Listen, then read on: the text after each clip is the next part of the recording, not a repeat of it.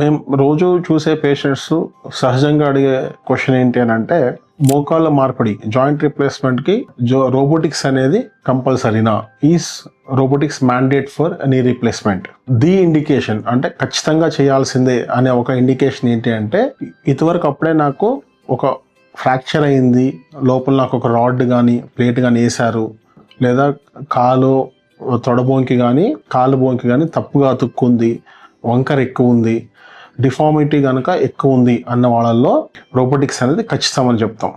రెండోది, డిసడ్వాంటేజెస్ ఏమైనా ఉందా రోబోటిక్స్ వల్ల అనే దానికి, ఎక్సెప్ట్ ఇన్ గ్రాస్లీ ఆస్టియోపోరోటిక్ అంటే విపరీతంగా బోన్ మెత్తగా ఉన్న వాళ్ళల్లో, సివియర్ రుమటైడ్ ఆర్థరైటిస్ పేషెంట్స్ తప్పనిస్తే బాగా షార్ట్గా ఉన్న వాళ్ళల్లో కూడా ట్రాకర్స్ ప్లేస్మెంట్ అది ఇబ్బంది అవుతుంది. కాబట్టి ఇది కూడా రోబోటిక్స్ అనే పాయింట్ కన్నా ట్రాకర్స్ ఏమైతే పెడతామో ఆ పిన్స్ పెట్టే దగ్గర ఫ్రాక్చర్స్ అయ్యే అవకాశం ఉంటుంది అనే కాన్సెప్ట్ మీద ఈ 3 మాత్రమే మనకి contraindications are where we don't do robotics అనేది వస్తుంది. Rest any condition, rest all the conditions we can go ahead with the robotics.